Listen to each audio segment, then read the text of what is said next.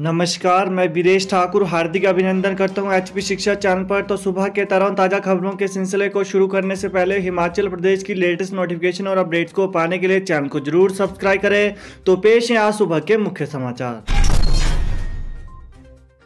शारदीय नवरात्र अष्टमी पर हिमाचल के शक्तिपीठों में 59,000 श्रद्धालुओं ने टेका माथा। हिमाचल प्रदेश के जिला कांगड़ा के विभिन्न शक्तिपीठों में अष्टमी के दिन श्रद्धालुओं की संख्या में हुई बढ़ोतरी दर्ज की गई। अष्टमी के दिन तीनों शक्तिपीठों में 59,000 के करीब श्रद्धालुओं ने अपना शीश नवाया। इस दौरान ज्वालामुखी मंदिर में 32,000 श्रद्धालुओं ने माथा टेका, जबकि नंदिकेश्वर धाम चामुंडा में 7,000 श्रद्धालु मंदिर पहुंचे। वहीं इसके अलावा ब्रजेश्वरी मंदिर कांगड़ा में 20,000 श्रद्धालु पहुंचे। पंजाब में धान बेचने गए हिमाचल के 3 किसानों पर एफआईआर दर्ज। पंजाब की सीमा के साथ लगते हिमाचल प्रदेश के नालागढ़ में गांव के किसानों को पंजाब में धान बेचना महंगा पड़ा। जैसे ही हिमाचल प्रदेश के किसानों की ट्रैक्टर ट्रालियां कृषि मंडी पहुंची तो किसानों के ट्रैक्टर सीज कर मामले दर्ज कर दिए गए। पंजाब सरकार ने न्यूनतम समर्थन मूल्य एमएसपी पर बाहरी राज्यों के लिए धान बेचने पर पाबंदी लगा दी है। जानकारी के मुताबिक धबोटा गांव के रणजीत सिंह और दुगरी गांव के लखविंदर और बलविंदर 3 ट्रैक्टर ट्रालियों में धान लोडकर पंजाब की भरतगढ़ अनाज मंडी पहुंचे। जैसे ही सूबे के किसानों का धान वहां पहुंचा, आड़तियों ने भरतगढ़ पुलिस को बुलाकर किसानों के ट्रैक्टर सीज कर उनके खिलाफ धान बेचने के आरोप में मामला दर्ज कर लिया।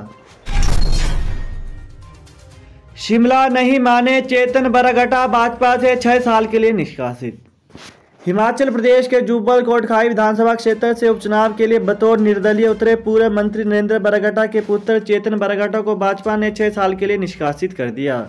भाजपा नेताओं की तमाम कोशिशों के बावजूद चेतन मैदान से नहीं हटे। नामांकन वापसी के अंतिम दिन बुधवार को नाटकीय अंदाज में वो अपना मोबाइल स्विच ऑफ कर गायब रहे, जबकि भाजपा नेता उनको तलाश करते रहे।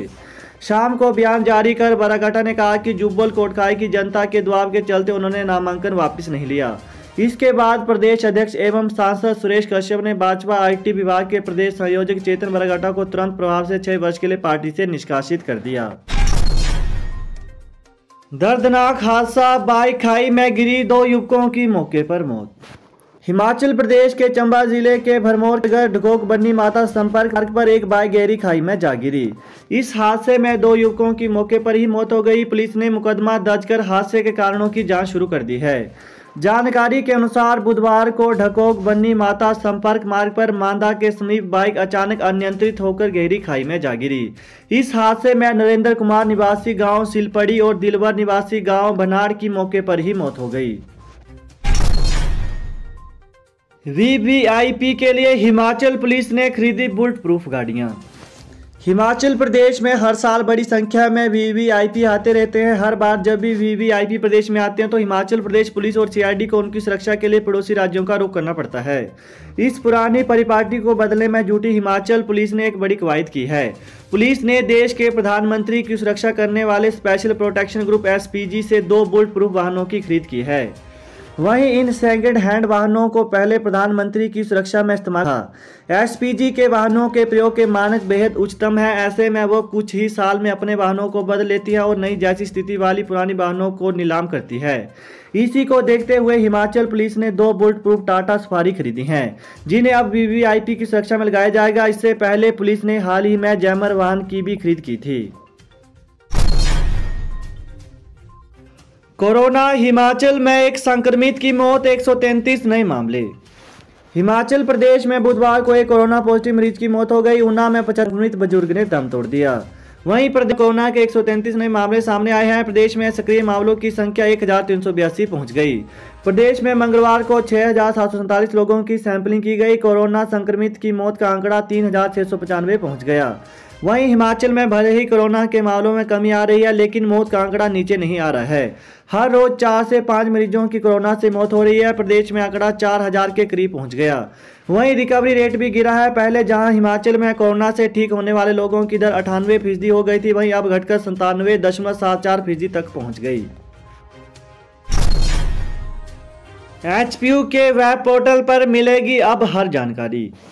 हिमाचल प्रदेश विश्वविद्यालय के हर छात्र को अब आसानी से अपने विभाग से संबंधित जानकारी और महत्वपूर्ण सूचनाएं मिलेंगी। विश्वविद्यालय ने वेब पोर्टल बनाकर सभी विभागों को इससे जोड़ा है। हर विभाग की अलग सब वेबसाइट बनाई गई है। इससे हर विभाग अपने छात्र छात्राओं को अपनी वेबसाइट के माध्यम से महत्वपूर्ण और उपयोगी जानकारी अपलोड करेंगे। वहीं विद्यार्थी परीक्षा और आवेदन से संबंधित जानकारी भी इस पर हासिल कर सकते हैं। धर्मशाला राज्यपाल बोले, भारतीय सोच की परिचायक है नई राष्ट्रीय शिक्षा नीति। नई राष्ट्रीय शिक्षा नीति भारतीय सोच, संस्कृति, इतिहास और मूल्यों को आगे बढ़ाने वाली है, जिसमें हम सबको योगदान देना है ताकि यह राष्ट्र पुनः विश्वगुरु के रूप में प्रतिष्ठापित हो सके। राज्यपाल विश्वनाथ आर्लेकर ने केंद्रीय विश्वविद्यालय की ओर से बुधवार को आयोजित संगोष्ठी में यह बात कही। शिक्षा का भारतीय स्वरूप विषय पर कार्यक्रम की अध्यक्षता करते हुए उन्होंने कहा कि शिक्षा के क्षेत्र में हमें मूल रूप से किसी दिशा में आगे बढ़ना है, इस पर चिंतन करने की आवश्यकता है। उन्होंने कहा कि भारतीय सोच हमें दुनिया में अलग पहचान देती है। मेघालय की गुलाम बनाने की शिक्षा नीति से क्या हम बाहर निकल पाएंगे? केवल नई शिक्षा नीति हमें इसमें मदद कर सकती है। राष्ट्रीय स्वयंसेवक संघ के वरिष्ठ प्रचारक इंद्रेश कुमार ने कहा कि दुनिया ने मॉडल ऑफ कलेक्टिविटी दी, जबकि हमारी संस्कृति ने इंटीग्रिटी का मॉडल दिया। असिस्टेंट प्रोफेसर को पीएचडी जरूरी नहीं, भर्ती के लिए यूजीसी ने अभ्यर्थियों को दी राहत। हिमाचल प्रदेश के विश्वविद्यालयों के विभागों और कॉलेजों में सहायक प्रोफेसर की भर्ती के लिए पीएचडी अनिवार्यता को 2 साल के लिए आगे बढ़ा दिए गए हैं। यूनिवर्सिटी ग्रांट कमीशन यूजीसी इस बारे में अधिसूचना जारी की है। इसमें पीएचडी उपाधि की अनिवार्यता अर्हता की तारीख को 1 जुलाई 2021 से बढ़ाकर 1 जुलाई 2023 कर दिया गया। यानी इस दौरान होने वाली सहायक प्रोफेसर की सीधी भर्ती के लिए अनिवार्य योग्यता के रूप में पीएचडी की अनिवार्यता नहीं रहेगी। हाई महंगाई, हिमाचल में प्याज 50 और टमाटर 65 रुपये प्रति किलो पहुंचा। हिमाचल प्रदेश में एक सप्ताह के भीतर प्याज और टमाटर के दामों में भारी उछाल के कारण लोगों की रसोई में महंगाई का तड़का लगने लगा है। परिवहन खर्चा बढ़ने और मैदानी इलाकों में मानसून में जोरदार बरसात के चलते प्याज की फसल खराब होने से रेट बढ़े हैं। एक सप्ताह के भीतर प्याज में 20 रुपये की बढ़ोतरी के साथ ही दाम में 50 रुपये और टमाटर में करीब 30 रुपये की बढ़ोतरी के साथ दाम 65 रुपये प्रति किलो पहुंच गए। वहीं खाद्य नागरिक एवं उपभोक्ता मामले मंत्री राजेंद्र गर्ग ने बताया कि जमाखोरी और मुनाफाखोरों पर रोक लगाने के लिए जिला खाद्य नियंत्रक अधिकारियों को निर्देश जारी किए गए हैं। वहीं नवरात्र में प्याज की मांग कम होने के बावजूद दाम में बेतहाशा बढ़ोतरी हो रही है। सीमेंट प्राइस, हिमाचल प्रदेश में सीमेंट 10 रुपये महंगा, रेत बजरी के रेट भी बढ़े। हिमाचल प्रदेश के सीमेंट के दाम बढ़ने से लोगों की घर बनाने की बढ़ गई हैं। हिमाचल प्रदेश में सीमेंट के दाम में करीब 10 रुपये की बढ़ोतरी हुई है। वहीं प्रति बोरी 10 रुपये सीमेंट के दाम बढ़ने से लोगों की जेब पर आर्थिक बोझ बढ़ गया। ऐसे में लोगों को घर बनाने के लिए हजारों रुपए का बजट बढ़ाना होगा। प्रदेश में इन दिनों में जहां लोगों को महंगे दामों पर रेत बजरी मिल रही है, वहीं सीमेंट के बढ़ने के चलते लोगों को परेशानियों को सामना करना पड़ेगा। वहीं बताया जा रहा है कि माल भाड़े में बढ़ोतरी के कारण सीमेंट के दामों पर भी असर पड़ा है। तेल के दामों में आए दिन हो रही बढ़ोतरी के कारण में माल भाड़े में बढ़ोतरी की जा रही है। इस मई प्रदेश के अलग अलग जिलों में सीमेंट के अलग अलग दाम है। एक बैग का दाम करीब 400 से 450 रुपए के बीच हो गया है। कुछ जगहों पर माल भाड़ा अधिक होने के कारण सीमेंट के बैग 450 रुपये प्रति बैग से अधिक भी मिल सकते हैं। तो यही थी हिमाचल प्रदेश की सुबह की ताज़ा खबरें। तो हिमाचल प्रदेश की लेटेस्ट नोटिफिकेशन और अपडेट्स को पाने के लिए चैनल को जरूर सब्सक्राइब करें। Thanks for watching. जय हिंद, जय हिमाचल।